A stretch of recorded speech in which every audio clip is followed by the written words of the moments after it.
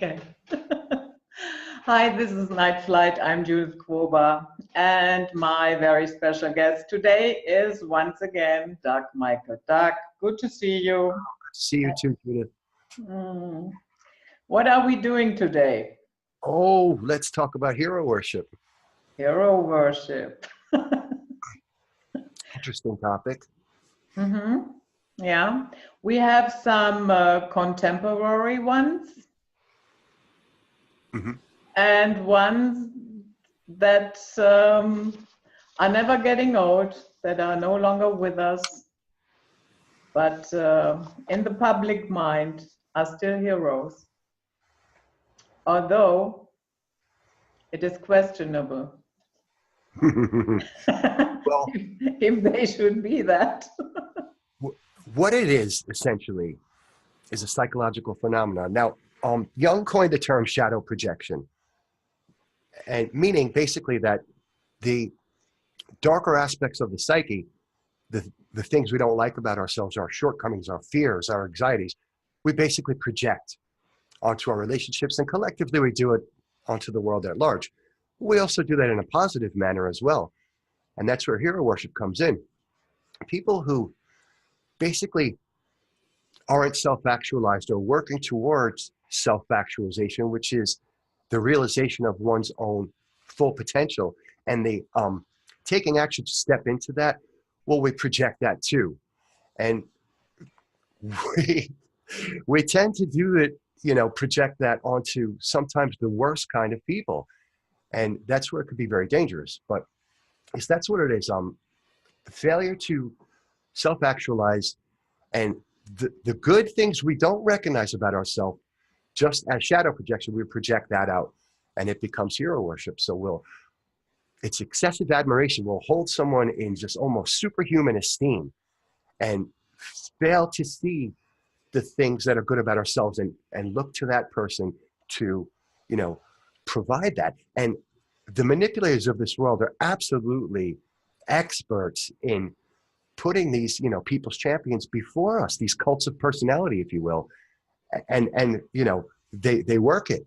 And so many times we'll see people that are put before the public as these great champions of the people are not what they appear to be. And over time, a lot of times you see, oh, wow, this person has a really checkered past, and they were almost worshipped and admired as this wonderful, amazing human being, when a lot of times the truth is they're not, and there's a million examples of this.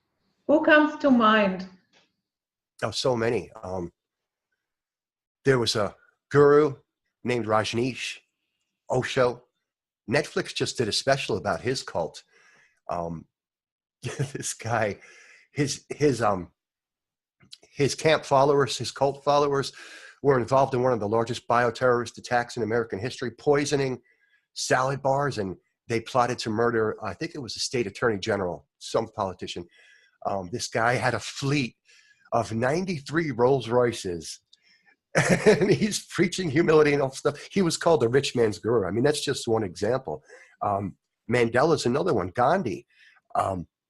We could go on and on. Before, when we were talking off camera, you mentioned Assange, and Assange. Yes, and what was the other one? Oh, Snowden, right?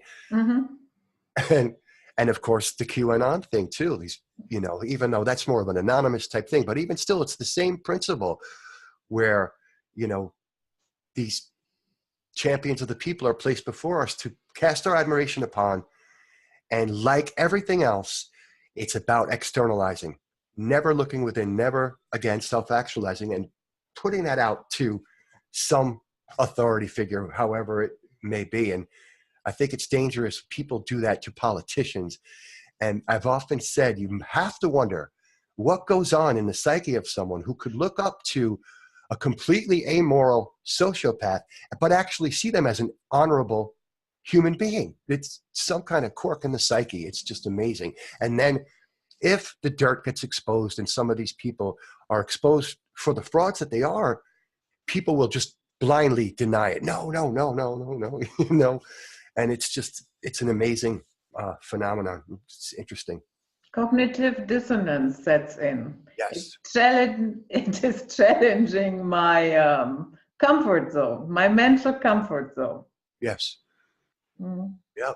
But I think a lot of people don't realize that when we willingly challenge our comfort zones, that there's growth beyond that and freedom of the mind, you know, to start to really see things as they are instead of how we wish they were. And, you know, like Tiger Woods is another great example. He's this champion golf player. And when it came out that he was, you know, having affairs, oh, people were devastated. Oh, no. And I think a lot of times the controllers will deliberately bring one of their own down just to shatter the psyche, part of this game. Not always, but, you know, we kind of see it with Trump now because you got half the country that hates the other half. We've never been so divided. He's vilified in the media. The media hates him. But then there's another camp that's completely supportive of him. This man could do no wrong. Meanwhile, he's under criminal investigation right now based on certain things that his attorney said, I guess, to reduce his own sentence for his whatever illegal activities he was involved in. But another example. And I wanted to mention that video I sent you the other day. I forget his name. He's a leader in South Africa who people are looking up to. And this is where it could be very dangerous, ladies and gentlemen. People are hanging on this man's every word. And he's calling for the mass murder of innocent people, farmers, white people in South Africa, calling for the slaughter. We'll murder their families. We'll murder their pets. So if you're projecting onto a figure like that, that's where it could be extremely dangerous. Mm-hmm. Yeah. Would you like to dissect one hero in particular? Who do you have in mind? I know in our emails you mentioned Mandela. Yeah, Mandela is a good one. Gandhi is a good one. Yeah. If you like, I can go first or you go first, whatever. Oh, go ahead. Me? Yeah. Okay. Then I start with Snowden. That's short and sweet. And yeah. Did Snowden tell you anything new? No. Not at all. Yeah. And that is what we call a limited hangout operation. And I will explain that a little bit. Because not learning anything really new, that is one of the hallmarks of a limited hangout operation. I try to give an example. Let's say there is a dictator. Country name does not matter. There is a dictator. And now somebody from the inner circle is stepping up and says something that is seemingly bad about this person. Let's say he talks about, oh, this dictator, he is cheating on his wife. He beats his children if they do not obey immediately. He kicks the dog, and he's a cocaine addict. So, okay, all of this is not flattering, but the real crimes that are going on in the secret prisons, in the torture chambers, the fact that remote villages have been exterminated, yeah, that does not see the light of day. No, the limited hangout in that case is the wife, the dog, the cocaine. So it looks as if you said something bad, but in reality, the things that are far worse, all that gets shoveled under the rug. You know what I mean? Yeah. Yep. Yeah. Another hallmark is these people usually become the darling of the media. Yes. At least in the launching phase. Mm-hmm. Later on, okay, there are the ones that want to hang him, the other ones see him as a hero. Yeah, but in reality, you don't get anything new here. What it boils down to is the NSA is spying on you and the CIA is involved in drug trafficking. Duh. How long has that information been out there? I don't know, 40 years or so? Yeah. And what we talked about earlier, which one of those guys did Time Magazine and the Washington Post kind of prop up before the document? That was Julian Assange. We can go into that a little bit later. Yeah. So to finish up with Snowden here, so the official story is he used to work for the CIA, then for the NSA. At one point, he wanted to join special forces to go to fight in Iraq. So then one fine day, he grows a conscience.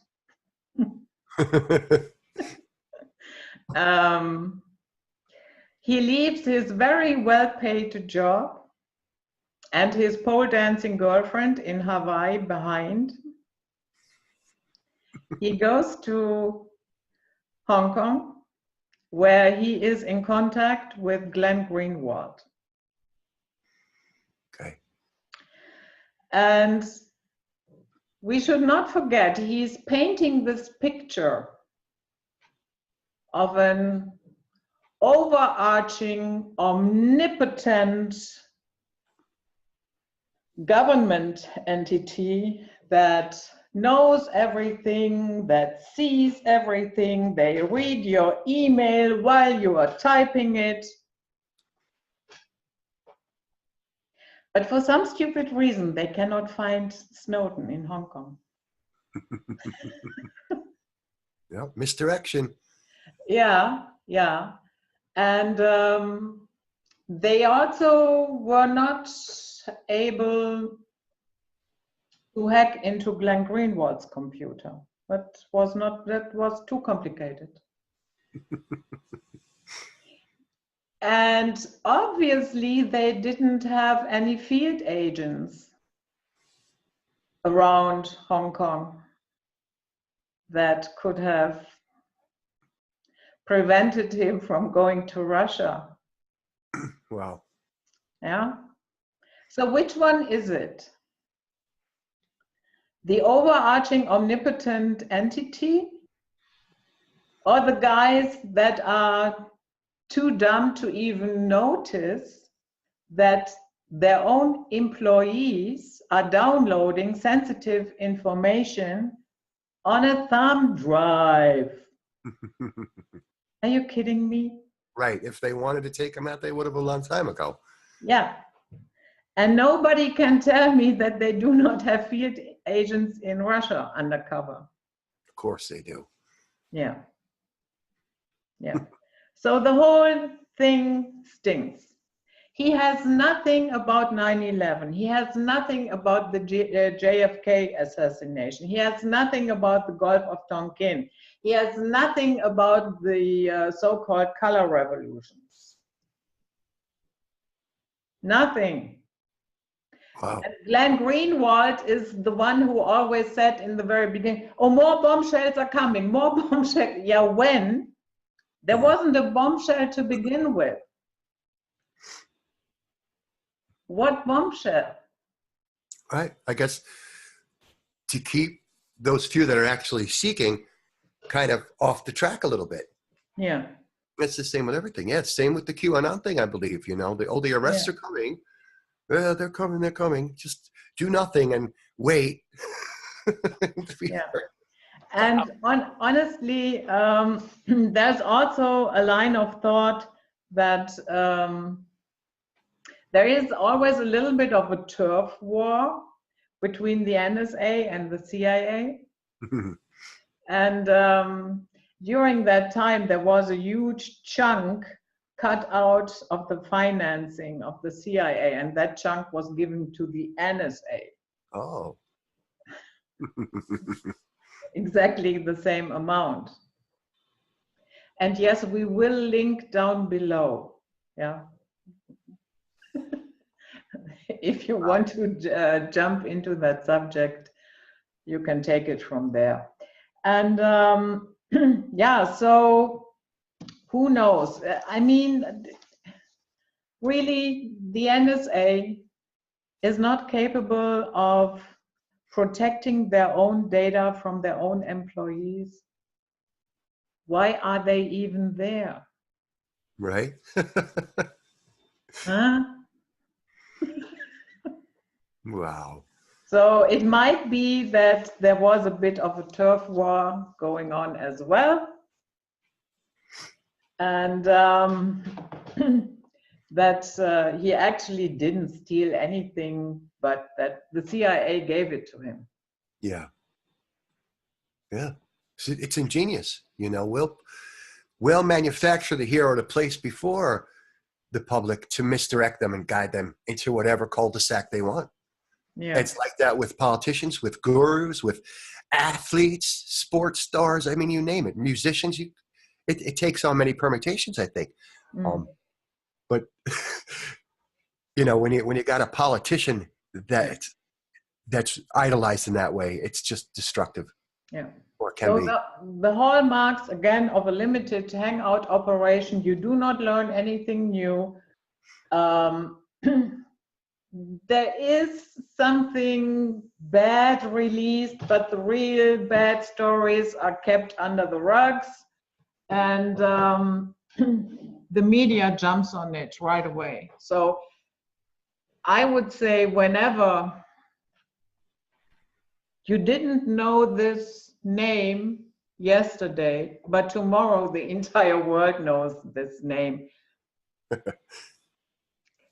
I would say that real whistleblowers mostly end up suicided. Yeah, yeah. Or they disappear. I mean, Yeah. there was a guy here who passed away a few years ago named Ted Gunderson. He was the head of the FBI in San Diego, California. Annual budget of $1 million. He had come forward discussing a lot of things, 9/11 and a lot of different things. But he was limited to the alternative circuit, the speaking circuit. He was never published in the Washington Times or any mainstream media outlet, unless maybe to debunk him. Yeah. So yeah, limited hangout operation. That is how you can spot it. Yeah, that was interesting.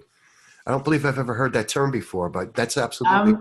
The one who did really a great job on this, even during the time when that was all taking place, that is Webster Tarpley.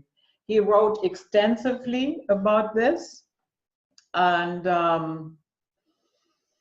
yeah, and I mean, he's right. You didn't hear anything new from Snowden. At least I didn't.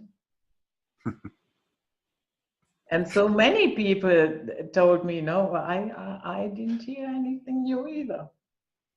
No. Yeah. The limited stuff I looked at, I didn't either. Basically taking what should be common knowledge at this point, but again, to misdirection. And you made such a great point. If these intelligence agencies wanted someone, they'd get them. Oh, sure. He would have been taken out a long time ago. Yeah. He's reunited now with his girlfriend in Russia. She didn't have any difficulties flying there. Yeah. All is good. Rewarded for services rendered. Yeah. Wow. It's unbelievable, the mind job that's been done to humanity. And while everyone is externalizing and running in circles and look over here, look over here, look over here, they fail to see, matters of true importance that are unfolding right under their noses. It's incredible. Yeah. Yeah, that is how it goes. Yeah. And he has hundreds of thousands of followers. Right. No. Same with the QAnon thing. The data dumps and how many hundreds of thousands of followers that hang on it. And then when no results happen, what does it do? Leave the person disillusioned. And I think that's very ingenious. Yeah, there was a slight pushback. Yeah. Maybe next time. Yeah.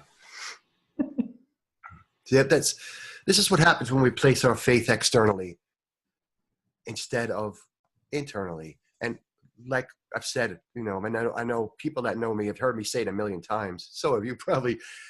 It's all about externalization. And the moment that we turn that inward that's when growth occurs. And that's when we could really start to free our consciousness and you know, become what we can be, our potential, and grow. But a lot of people don't want to do that because they think it's very hard work, and far better to be told what to think, far better to be told who I am. And you know, in a lot of Western cultures, we're told our whole lives that we're less than and insignificant. I mean, look at the Catholic religion. You're born a piece of crap, and you better worship this way or this way because you're a broken little weakling that needs saving, some external salvation. And so we grow up, I think, with this psychological conditioning. And, you know, it's you know, indoctrinated into us since we're very young. And so few, I think, break free from that. We grow into adulthood and take those cognitive patterns with us. And, you know, it's just amazing. You know, you're no good, you know? Well, how dare you, you know, realize your own potential and act accordingly? No, we can't have that. Worship this guy or this woman, you know. Give all your power away. And what winds up happening is we wind up giving our power away to like the most malicious kind of sadists. You know, what I don't get is how, like, take the Catholic Church, for example, this unfolding scandal for probably 20 years now. And yet people will just turn a blind eye to it and still fawn at the feet of this Pope or worship that way. I just don't understand that. Why are people so afraid to break away from that conditioning? And I think it's because it'll leave a void. And I think that's a lot of times why we engage in hero worship is because there's some void and I need something external to fill that void. And we're of course, we're trained to do that, but it's taking that step towards internalization, I think, that is the first step in breaking free of that, you know, psychological programming. Yeah, but it is as old as time. Yep. The ancients, they understood the hero as a demigod, a hybrid between one of those self-proclaimed gods or fallen angels and a human being. That is what the ancients understood as a hero. Achilles, Hercules, you name it. And that is where it has its roots. And we are getting bombarded with it in every movie. Oh, yeah. This whole stream of superhero movies in probably Europe too. The Marvel movies and the DC Comics movies. They're just an endless stream of them. And even take the Star Wars movies, the same thing. So yeah, they play on this archetype. Yeah.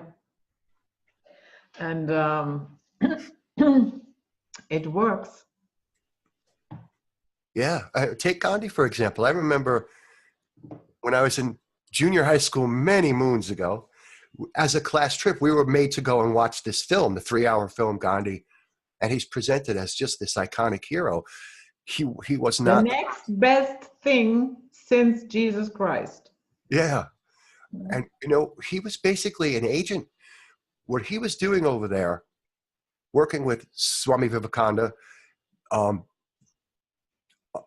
the direction of the Theosophists, what they were doing was unfolding many of the Indian traditions into one kind of eclectic religion that they called Hinduism. He was very praised anti-Basant left and right. He was, the Theosophists brought him into the fold to do that over there. Behind the scenes, he was very crappy to people on an individual level, but he was, love of humanity. There's people that have written about his treatment of people. He slept with his own niece, who was underage, you know, a young teenager, had an affair on his wife, all kinds of things that come to light. It's like, okay, well, he's not the guy they told us he was. And I mean, this happened so many times, but he was basically an agent for Theosophy, working with Vivekananda and Olcott and others to create this eclectic kind of merging of many of the mystical Indian beliefs into one. That was his mission. And he had racist tendencies as well. And he was very vocal about it. Yeah. He thought that it was an insult that the Indians were treated so badly in South Africa. But he was okay with it for the darker Africans. Yeah, no problem there. He called them the Kafirs. Yeah. Which is racial slur, basically, right? Yeah. Unbelievable. I mean, Mandela, there's another good one, right? People's champion. Oh, this hero's political prisoner. My God, he advocated terrorism and violence from his jail cell.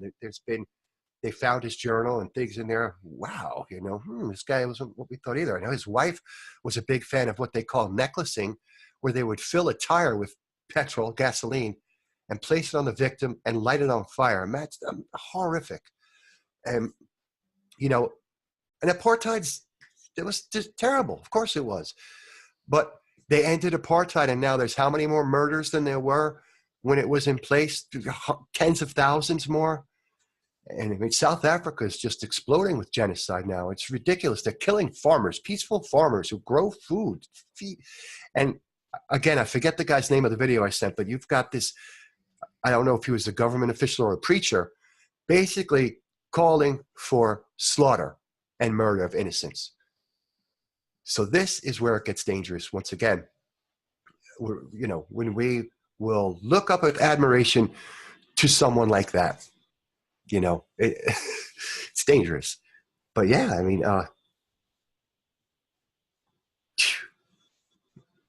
even Mandela was also a Knight of Malta. Yes, that's right. You know, Knights of Malta were heavily involved in smuggling Nazi war criminals to North and South America through the rat line provided by the Vatican. So yeah, you're right about that too. So heavily involved with the secret society network.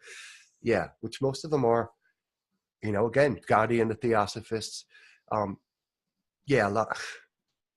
We have to always maintain scrutiny, I think, when we are encouraged to look up to these people's champions. Very often they are not what they appear to be. And the South Africa situation, it's just really, I read some of these reports and see videos, and it's just absolutely disturbing.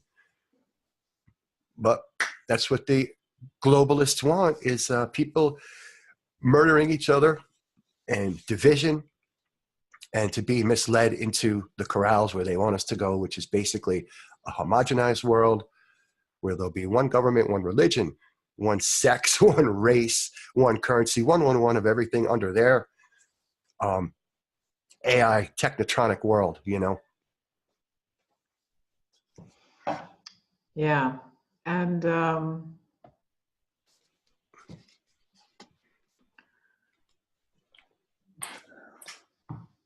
I lost my thought, Doug.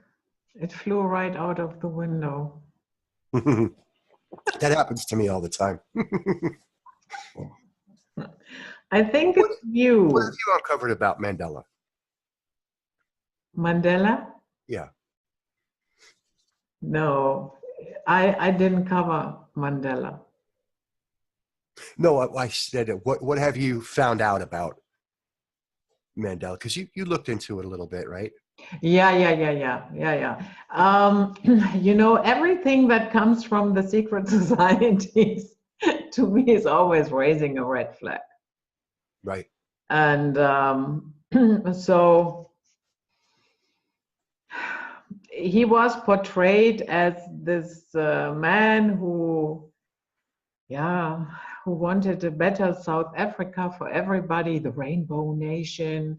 Nothing could be further from the truth. What we are looking at now is a country deeply divided. Yeah. And honestly, as you know, I've been to Africa many times. Yes. I've visited South Africa. I've been to Namibia. I've been to Egypt, to Kenya, to Tanzania, to Senegal. I've been around a little bit. Mhm. And but I have to say, I have never seen an African country that is running smoothly.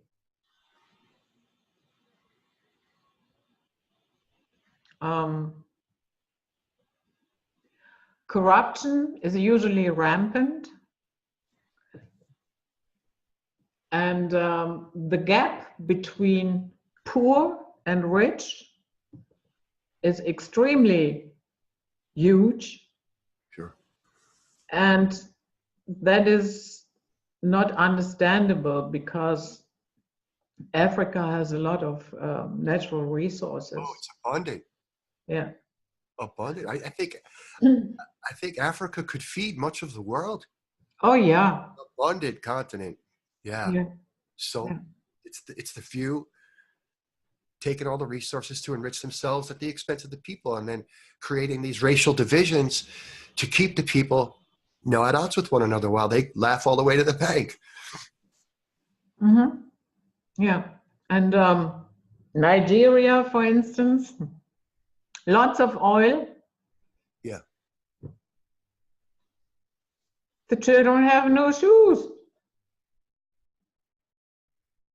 How can that be? What's going on there?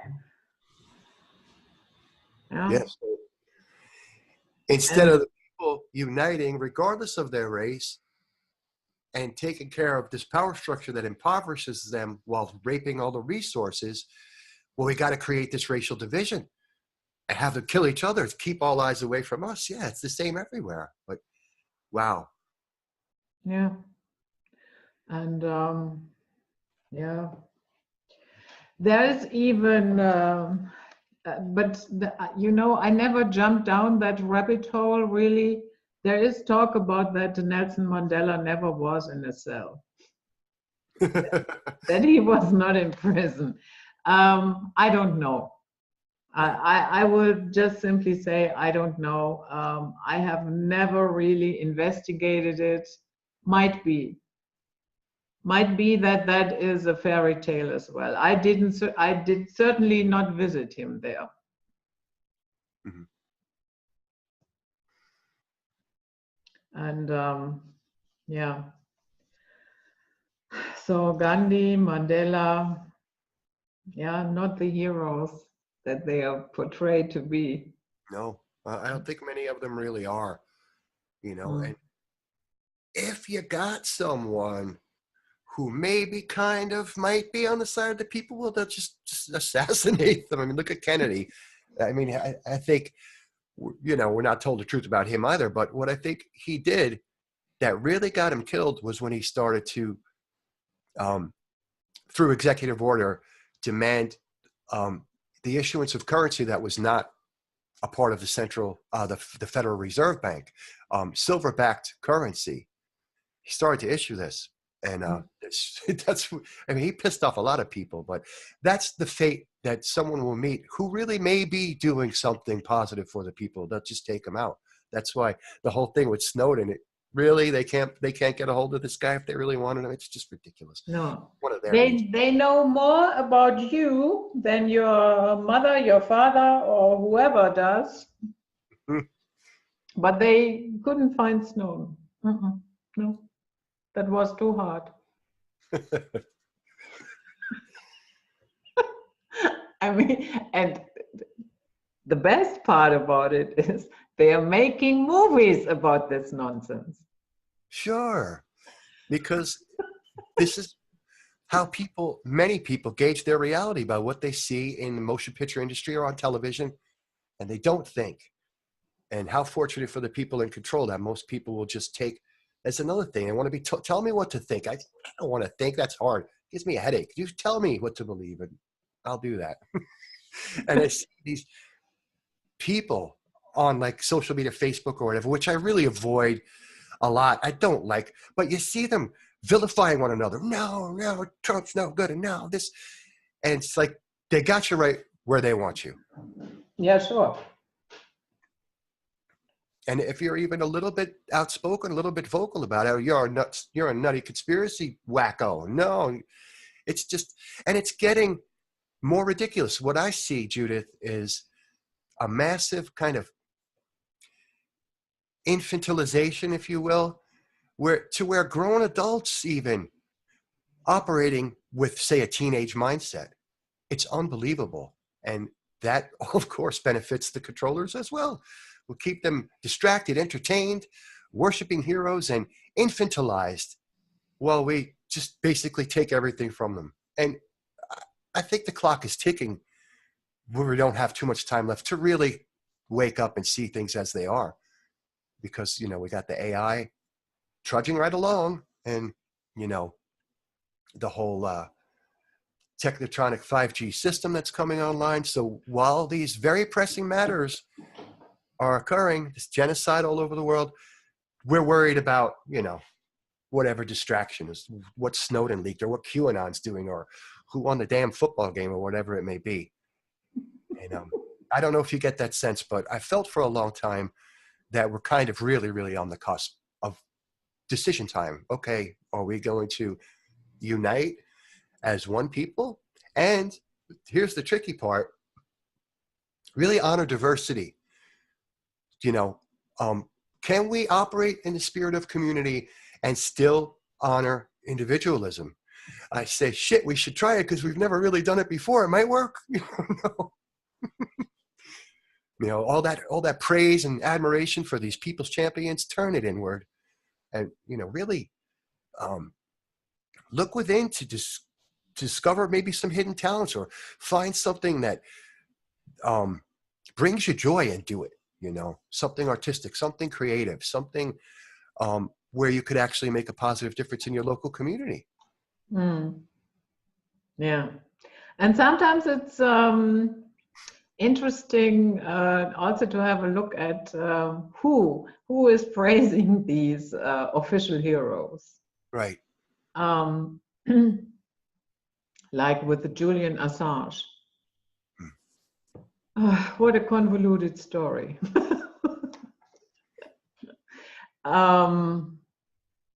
So, with Julian Assange, same thing. You do not get to know anything new. One of the, I guess, the best known video was this Iraq video where they are shooting people from the helicopter, seemingly for fun. Okay. So, but that had already been admitted. Julian Assange put pictures to it. Yeah, it wasn't that, and of course it's always more shocking if you have the pictures instead of reading an account of the events, sure. And funny enough, he himself said that he finds people annoying that are asking him about 9/11. Well, is it his stance that the official version is basically correct? Is that? Yeah, the sentence continues, and then he says, there is no sense in going after silly conspiracies.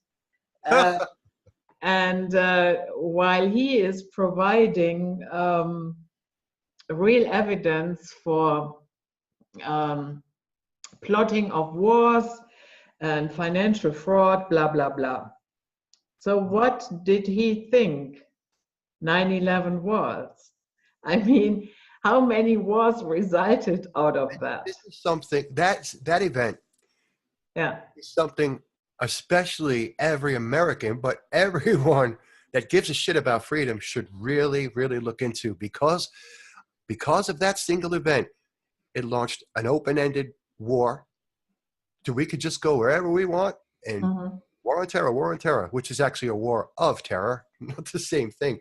And war on terror. Yeah. This event Phonetically, war on terror. Yeah, terror, T-E-R-R-A, right? Yeah.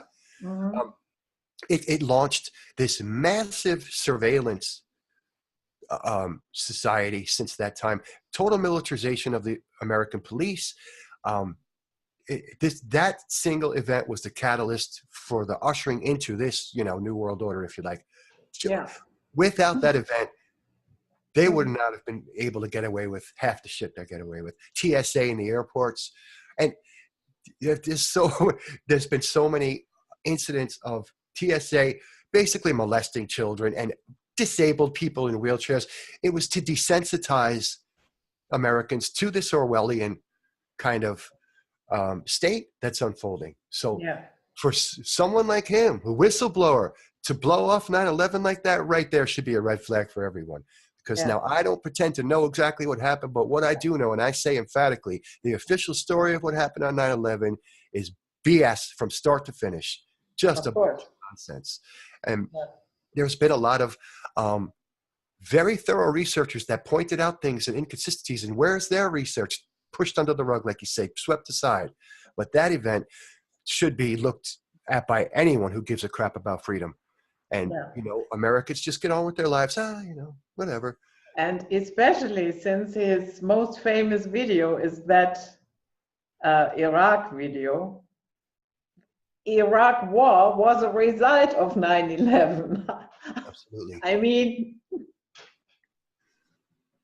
Yeah, I mean. And that is not important. Are you familiar with what was called the Project for the New American Century? I heard it jogged my mind. I heard the term, but I'm not. Okay, it was a think tank group made up of a group of neoconservatives, one of which was Bolton, who's one of Trump's current advisors or whatever. And in these documents, strengthening America's defenses, sources of resources for a new century, something like that, and you could see it, it's available. But this group called Project for the New American Century, this is a year before the 9/11 event, or several months before it, basically called for a restructuring of military forces in the Middle East.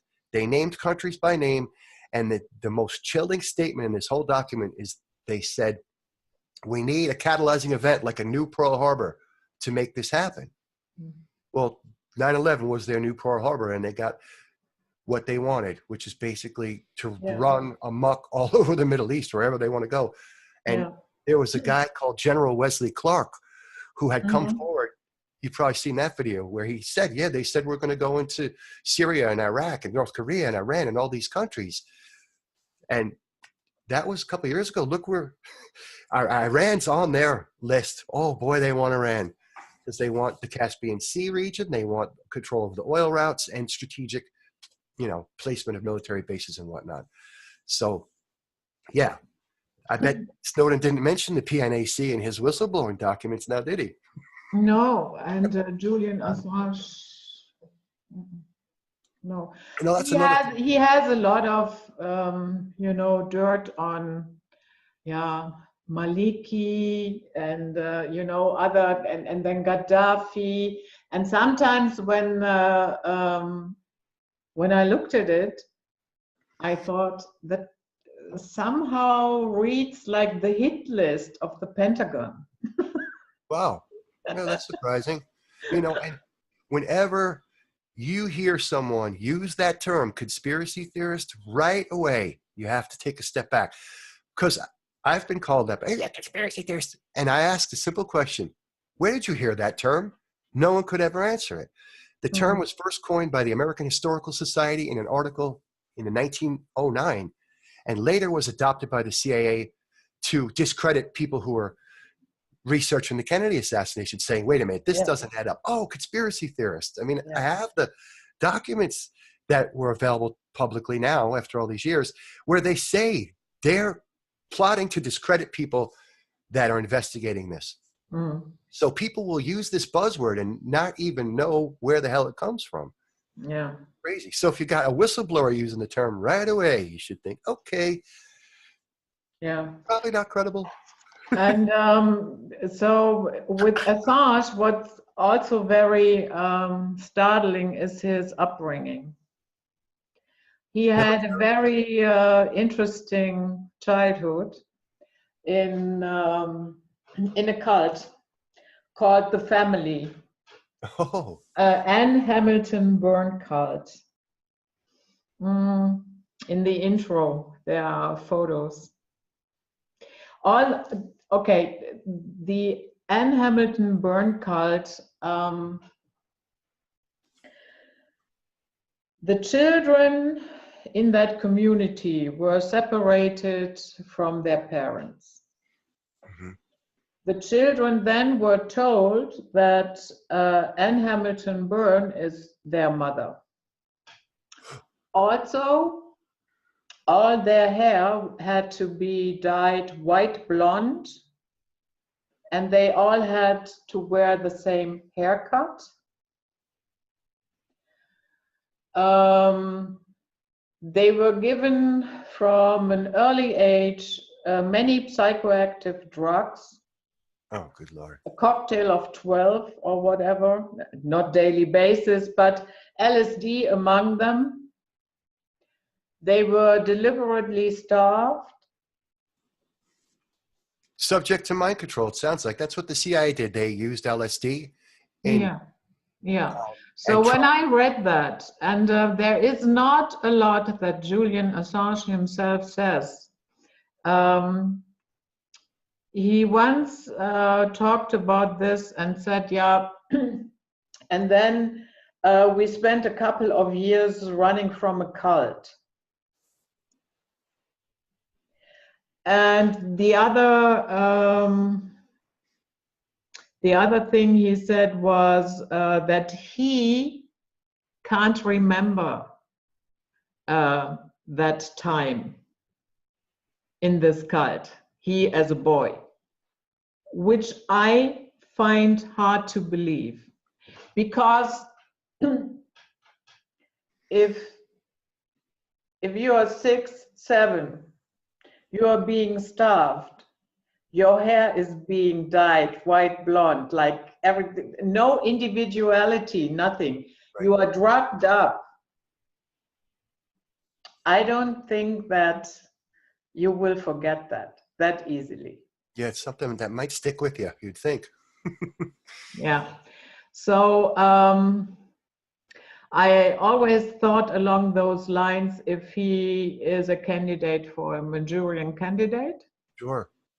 Mm-hmm. And the fact that he says that, he can't remember and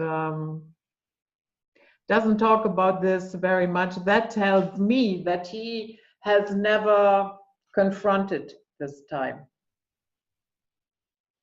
You know, like you always talk about shadow work, work with that repressed shit that is going on inside of you. So I'm pretty sure he has never addressed that, either by himself or with an analyst or whatever. But that sounds very sort of similar to the MK Ultra experiments and what they discovered. Yeah. Was that especially young people, you torture them and abuse them, and it will actually create a split in the mind, a split personality, what they would call alters. And they found that they could create several. So, I mean, there's a little leeway here. It's very possible that he doesn't really quite remember all the details, because if you're in a trauma program like that, where they're breaking your mind, I mean, you could be programmed to do something terrible and then not have no recollection of it, and then perfected that. So who knows? I mean, but you'd think there would be bits and pieces, like, you know, being made to dress the same way and being starved. You think that there'd be some memories there, but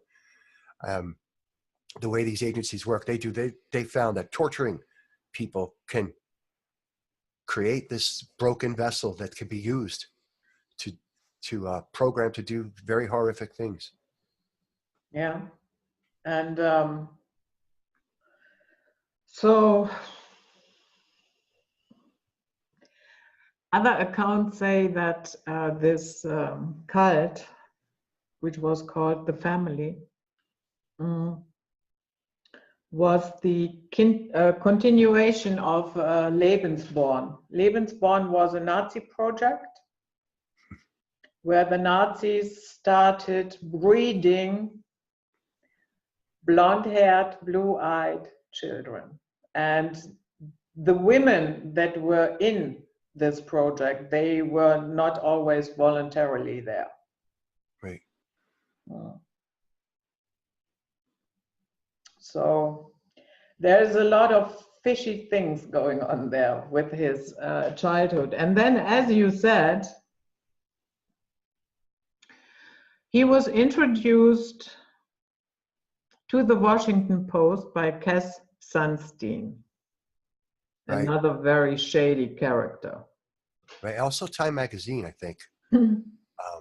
Yeah. This was before, like in the run-up to the whole WikiLeaks thing, if I'm correct. Yeah. And in 2007, Cass Sunstein wrote this article. You can still find it online, A Brave New Wiki World. And there he introduced him. And in the very beginning, there were a lot of Chinese dissidents with WikiLeaks connected. And those dissidents, surprise, surprise, came out of the orbit of Mr. Soros. I'm shocked. You're shocked. Yeah. And as we know, Cass Sunstein is this totalitarian Obama guy that flooded the internet with a sock puppet army to get social media platforms and so forth online. So if you say something that is not the opinion of the government, then these sock puppets, these trolls, make sure that you get a lecture. Mm-hmm. Oh, yeah. And that you are a nut job and a tinfoil hatter and whatever. Oh, yeah. Paid agents, paid trolls. How could people not think that the whole truth movement was not completely infiltrated? And I've come to the point where I think it was the very creation of these people. Because why not? If you know that people are going to start questioning, create the movement to misdirect them right off the bat, that would be the smart thing to do. Yeah. I used to think, oh, wow, they've really infiltrated the movement. And then I got to thinking, wait a minute, they probably created it from the start. Yeah. Makes and sense. Same with Snowden and with Assange. They never, ever mention Israel. Oh, of course not. No. And no, I am not of the opinion it's always the Jews.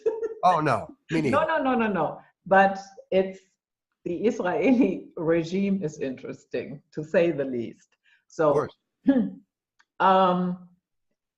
never Israel, never Mossad, never the British. No echelons of the higher ranks are ever mentioned. Nothing that he released made, there was no situation where now Congress has to act. People have to take their hats and go. Nothing. Absolutely nothing. Yeah. So I don't know. And then another interesting part is before he, we all know that now he is in the, well, that's at least what they say, that he is in the Ecuadorian embassy. Yeah. Maybe, maybe not. I don't know. Anyways, he was in London and he was hiding there in a journalist club. That club was called Frontline Club. And this club was an initiation of Henry Vaughan Lockhart Smith. And he is a writer for NATO Review. Okay? And this Frontline Club, he received a lot of financing from the Open Society Institute, which is a Soros organization. Oh, wow. Yeah. So, and in 2008, Cass Sunstein wrote the article in 2007, Brave New Wiki World. And in 2008, WikiLeaks gets the Media Award from The Economist. Wow, there you go. This has Tavistock written all over it. Yeah. Totally. Yeah. Yeah. That's how we operate. Yeah. And also, when it came to the point where he needed bail, guess who came to the rescue? Oh. Jemima Khan. Yeah, she paid £20,000, and she is a second cousin and sister-in-law to the Rothschilds. Oh. And of course, she is Khan, as in Singh, that is the Eastern Nephilim bloodline. Wow. And for anybody that has any interest in bloodlines, I highly recommend watch my video with Gary Wayne. The subject bloodlines pops up again and again and again, and you will have a great overview what's it all about with these bloodlines. So, and his lawyer, Mark Stevens, is legal advisor to the Rothschilds Trust. Oh, it's same old, isn't it? Yeah, you tell me. Wow. Yeah, people need to investigate the backgrounds of wherever they're giving their power away to these people's champions, these heroes. You really need to dig into the background a little bit. A lot of them have military connections. You know, none of that. I was not familiar with this, what you just said, but none of it surprises me, not a bit. Of course. Mm-hmm. Yeah, let's say you get in trouble for the book that you wrote. Yeah. Do you think Jemima Khan will come and pay your bail? I doubt it. I'll be left to rot in a cage forever. Yeah, sure. Yeah. But I will say this, especially because he has this very, very weird childhood. There is a possibility that he himself does not even know how deep his programming is running. Right. Yeah. Mm-hmm. And that is a possibility. I don't know, but I can't rule it out. Yeah, that's what I was saying a little bit earlier, because under these mind control programs, they will literally create a split in the mind. And they know how to manipulate to get the person to go into one altar, as they call it, and have no recollection. So that is possible. He's just used that way. Who knows? Crazy. Yeah. And yeah, there's nothing that they used him. They used WikiLeaks a little bit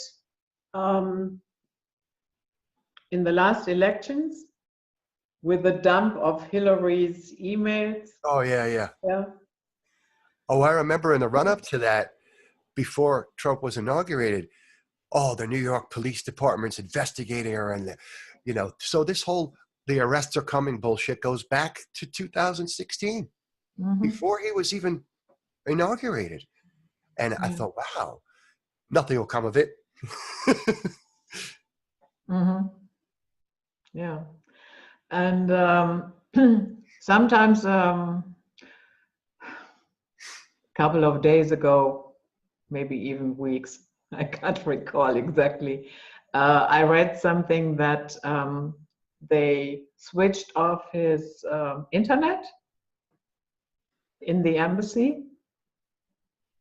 And the other day I read something that Ecuador is thinking about giving him to the British authorities. I don't know. We will see. Yeah. And that is what they something do with their Manchurian candidates. They use them for a while and then dispose of them. Sure. Oh yeah. Yeah. Wow. Yeah, that Julian Assange story, that is really convoluted, and it has so many rabbit holes to go down. Yeah, so I never looked so deeply into it. So that was great. Thank you for that. I didn't know all that. Just the fact that he was raised in a cult like that, that is monumental. My goodness. And given LSD and, oh my God, the whole thing. Wow.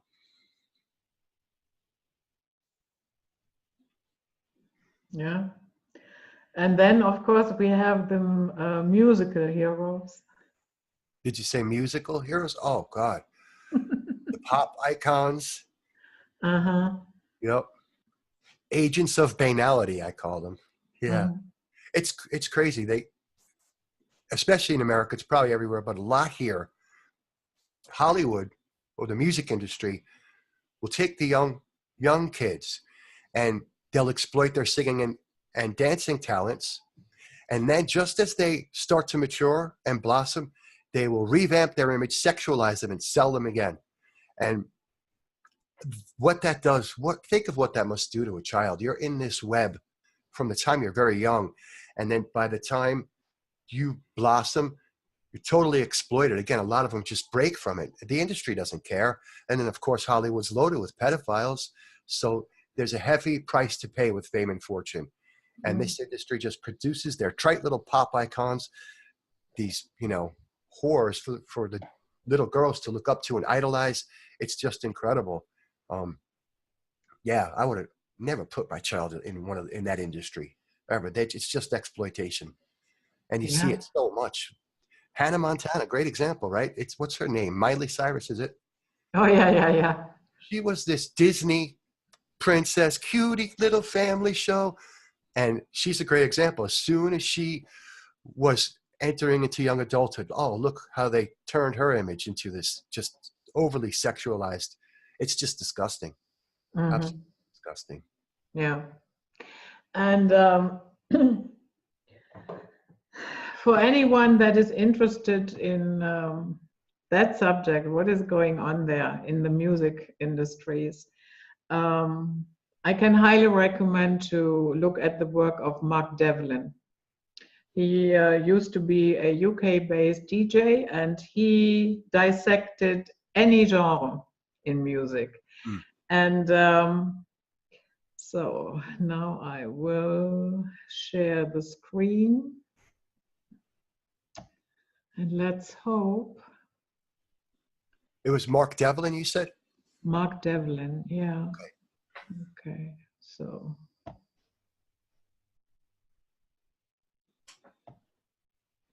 You see it? Oh, now I do. Yeah? Okay. So, because I have to give credit here to Mark Devlin because I learned this from him. We can dissect a little bit what's going on with the band The Police. So one thing that stands out, of course, is the name The Police itself. Then we have the drummer. Father is a CIA officer. That is not the Miles Copeland III, the other Copeland, the drummer. I guess he was the drummer. And that is something that we find many times. Either one parent or both is CIA, FBI, military, and doctors. Doctors is also a big one. Many times psychologists, I would imagine, or psychiatrists, right? Yeah, or sometimes it's not that easy to find out what medical area they were actually working in. Wow. Mm-hmm. I think in our last talk we mentioned Jim Morrison, who's now this I just discovered. I was amazed. Like his dad was military and apparently was on the ship involved in the Gulf of Tonkin incident. Yeah, he was. Yeah. And so this other Copeland here, okay, we have police, we have sting, yeah, like in sting operation. Okay, so now we have Miles Copeland III, and he founded IRS records. Yeah, so, and then when you scroll down here, it says, Copeland owns and operates CIA. Copeland International Arts. So, with everything that we have here with the police, the police, sting, as in sting operation. Yes, I know there is an official story how he got this name, blah, blah, blah. Then we have the CIA parent. Then we have IRS records. And then we have CIA again, as in Copeland International Arts. So everything around this group has to do with order followers, surrender or else, pay your taxes. Yeah. Yeah. So sometimes it's interesting just to check the background of certain band members. And here with the police, I found that really, really interesting. Oh, yeah. Very cryptic, you know? Mm-hmm. IRS, CIA. Oh, man. Not surprising. Well, here in America, they took an entire subculture, what's called hip hop. I mean, we're talking talented wordsmiths, basically poetry set to music. And they took this subculture and twisted it into what's called gangster rap, which, glorifying murder and drugs and just anything that can be contorted and sold back to your kids. That's what they've done. And it's such a shame. You see, it's the least talented ones that are pushed and given all the funding. And there's just some amazingly talented people out there that would never be noticed. And the hip hop genre is one of the big ones because, like I said, they hijacked this entire subculture that came from the streets and turned it into this multi-billion dollar, really, industry, glorifying ghetto life. It's incredible. Everything's contorted. And the heroes placed before us for, to worship should always, always be held under the light of scrutiny. Yeah. And do you know what I find even more shocking? that there is an audience and buyers for music like that, that is Oh, glorifying rape, murder, and what have you. yeah, big time. It's huge. Mhm. That to me is more shocking than the fact that it's being produced. Oh, yeah. I mean, what's happened is a very gradual, what's the term? Demoralization, for lack of a better term. Mhm. And we've seen it drip into the culture over the last few decades, the last 10 years. I mean, now they got video games where the object is to steal cars and rape women and kill people. It's called Grand Theft Auto 5. It was very popular here. And no, they put the R rating on it, but the kids still get their hands on it. You know, whatever, go play the game, parents. And then they have other games like Call of Duty, very popular, which is a first-person shooter where it's very graphic. And I've often thought, wow, they're teaching kids to be soldiers and to be Yeah, but desensitized. even I, as an adult, would not like to play that. No, I've Would you seen enjoy playing that? it. I don't, but a lot of people do. It's very popular.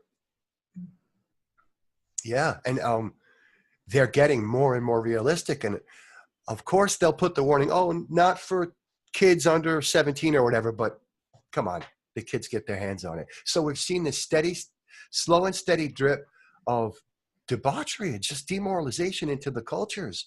And what gets me is that the parents have become conditioned to it and accepting of it and turn a blind eye to it. And that's the scary part. Yeah. The hero worship is, it's tightly connected to the savior programming. Very much so. Yeah.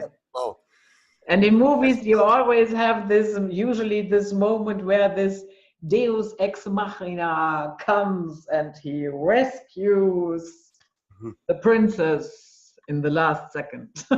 yeah. Yeah. And no, that is not how life functions. Certainly not. I mean, like we said in another talk, who is it that needs rescuing? Well, a victim. But I can assure you, if you have a dominant victim mentality, you'll attract victimizers and you'll manifest a victim reality. Who the hell wants to live there? But shit, droves of people do it.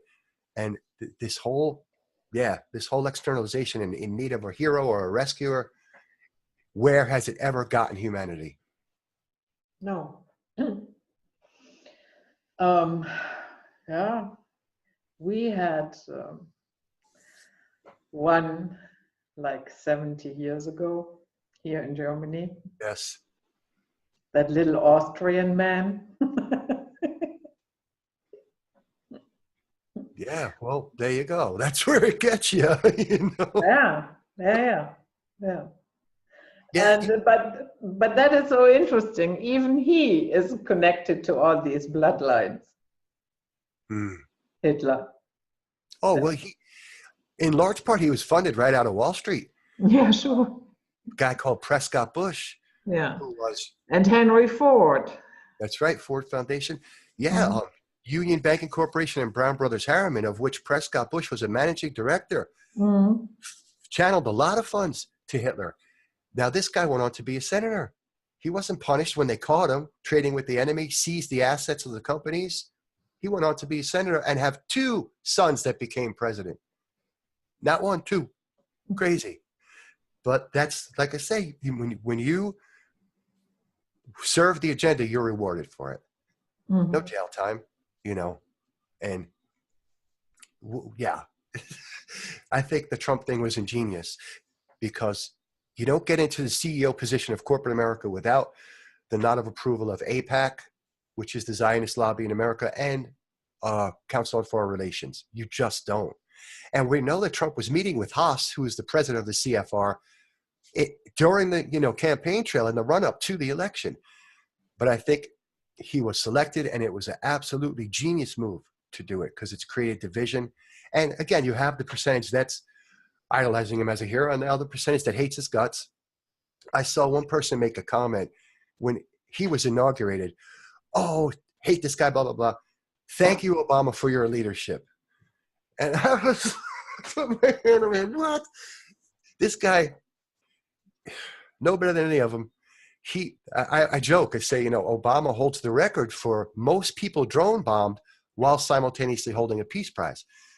And, it's probably true. But yeah, people need to get their minds around to that both are controlled to create these dialectics and to have you either vilify one or worship the other. One way or another, they win because they got the herd squabbling and divided and fighting amongst each other. Yeah. And they got their, made for TV, people's champions there for people to shower with their praise and keep externalizing while the world's led into a pit. Yeah. It's the same old story. I mean, this peace prize. Come on, No. that is such a joke. Oh, I know it. They even gave one to Kissinger while he was bombing the crap out of Cambodia. Yeah.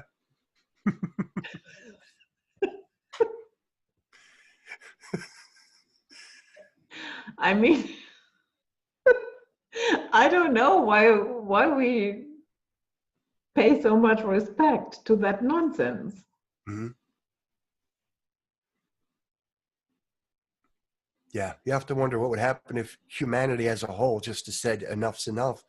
Yeah. We don't need a stupid system anymore, and we can, I don't know, evolve to the next level of our human experience. And I really believe that if we don't, that we're pretty much done here. Even if it's not a physical extinction, which is very possible, and the whole AI world comes online, imagine being plugged in. You're extinct at that point. You're not an organic being. In my eyes, it's over. Yeah. And I think we have precious, and I don't mean to sound paranoid, I'm really not, but I do think that humanity has very precious little time to get it right. And that's always going to start with the individual. I know I've said that a million times too, but where else can it start? It's certainly not going to start by, thinking some public figure is going to come fix everything for you. It's just not. It's impossible. And it's never worked before. It's not about to. Yeah. And another thing, because I just talked about Mark Devlin, and I listened to an interview of him, and there he mentioned that sometimes he visits these Facebook pages of some rock stars or whatever, and he said that in the comment section that he was really, really, a little bit shocked when people go like, "Oh, you are my God. I hang on every word you say. I will listen to you always. I cannot live without you." I mean, really, really, guys, that is too much. That is really too much. Yeah. I'm not saying you cannot enjoy anybody's music, but calling him a god, really?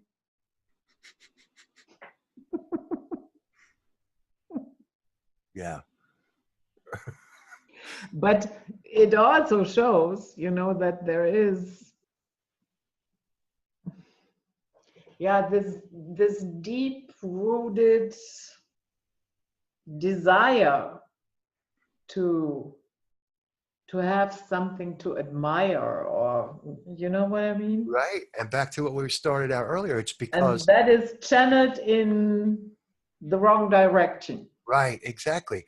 It's the failure to self-actualize. And we're discouraged from doing that. I've often said this too. We are scared to death to face our innermost darkness. We have repressed shit. We all got it. We're afraid to go there. But what's more worrisome to me is that we're scared to death to face our innermost light. And until we face that innermost darkness, we're not going to be introduced to the light. And I think that's why so many people won't self-actualize or won't really look at their potential and really try to bring forth that into the world, whatever it may be. But that's the problem. And that's why we project that worship onto these people's champions that they place before us, is because we won't do that. And like we said, I mean, I'm sure there's some people in the public spotlight that are good, decent people, but still, why would you shower them with so much admiration and deny that of yourself? Yeah.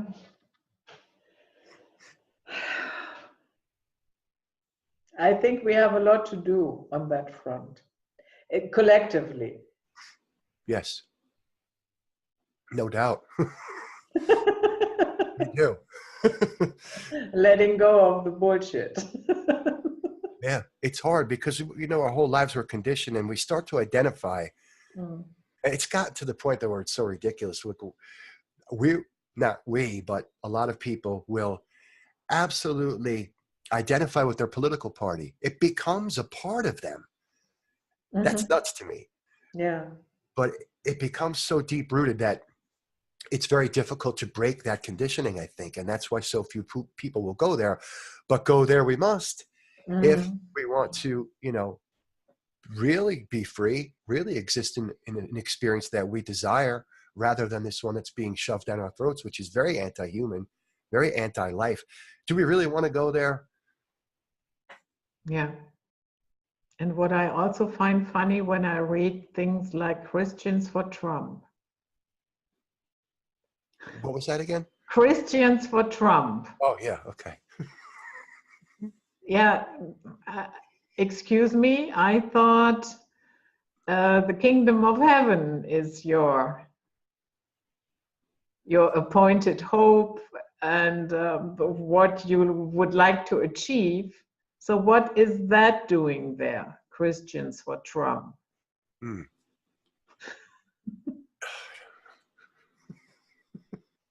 Right.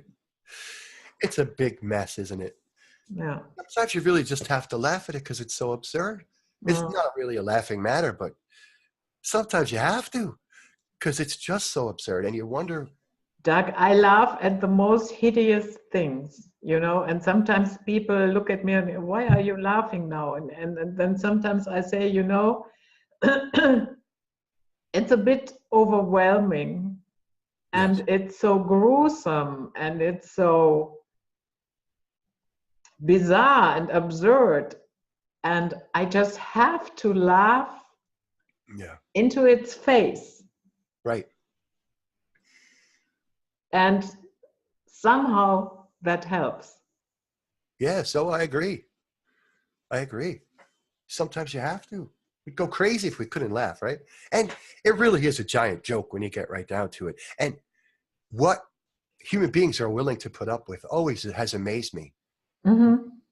Are willing to allow so much just absolute disease and toxicity and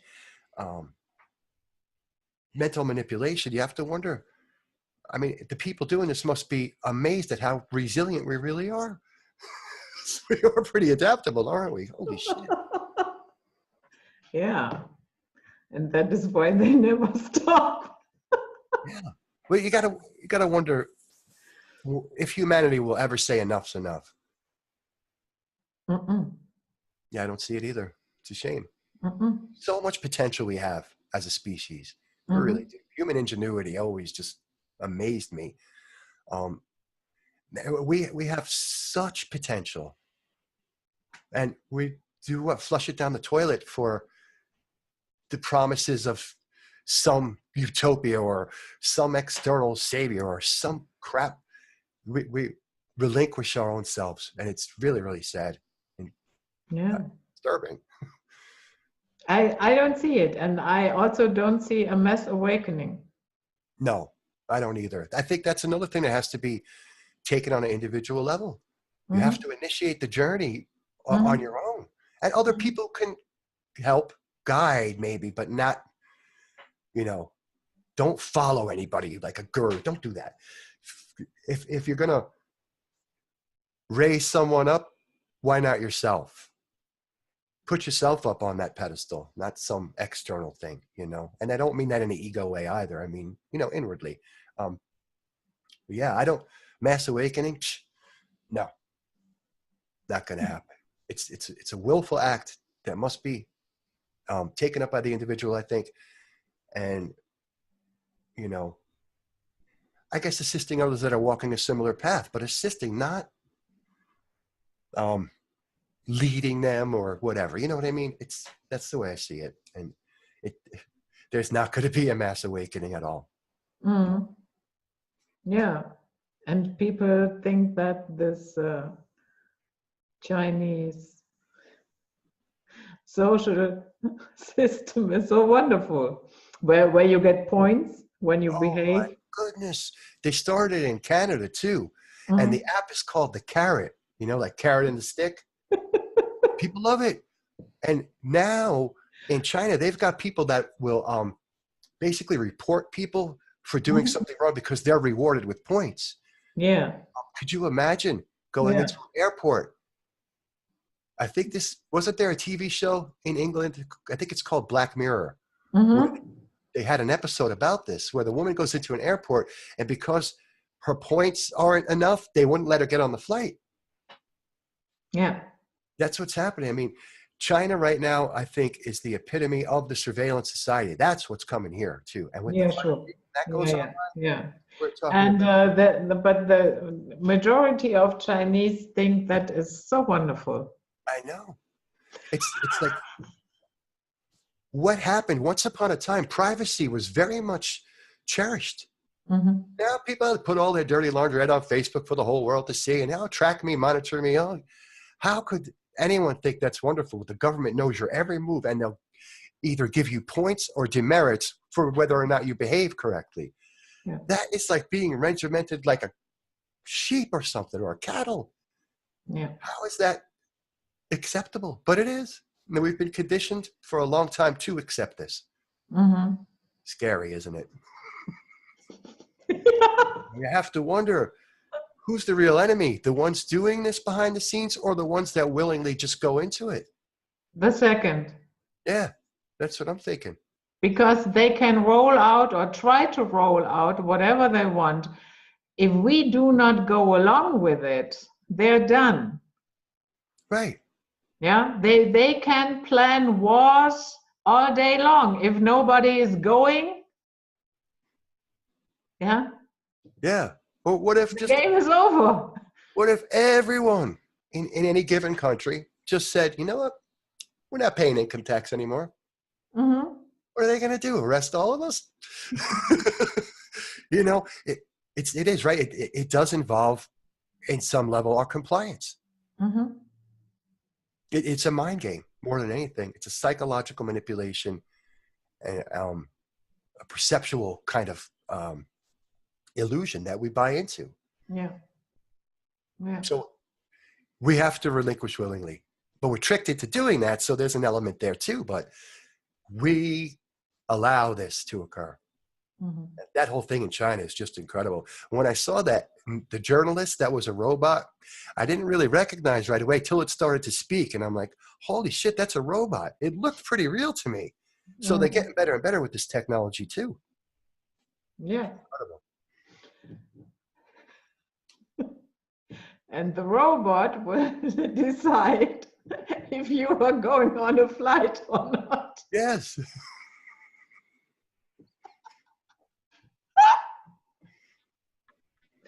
Yeah. A brave new wiki word. Yeah. Yeah. Okay. Everything's smart now too. I don't know, in Europe probably similar, but everywhere you go now, the newer appliances, everything is all smart. Refrigerators, TVs, everything, even toilets, smart toilets. Can you imagine that? Yeah, don't you dare to shit twice a day. Or you'll hear a beep beep. You need more fiber in your diet. You know? It's just getting so unbelievably out of hand, and it's mostly about surveillance and control. Really, it's not to make your life more convenient. Shit, we already have TVs and phones that spy on us everywhere we go. Imagine that, a point system though, where he jaywalked, he loses 20 points. Now you can't buy groceries, or now you can't have some privilege. You know, what the hell? And now you can't have anything. Not even an apartment. Yeah. You've been a bad boy. It's coming to that, isn't it? Mm-hmm. Yeah. And we are sleepwalking into it. Yeah, you said it's sleepwalking. That's right. Just totally oblivious Mm-hmm. with no questioning. Like that's another thing too I've noticed in the average person. Just this total lack of questioning anything. No care, no concern, no questioning. And if you do question, and just question, like, hey, wait a minute, then you're an outcast. You're a lunatic. You're a nut. Shut him up. He's threatening my illusion. You know, it's Mm-hmm. amazing. Yeah. So I think we nailed it, yeah?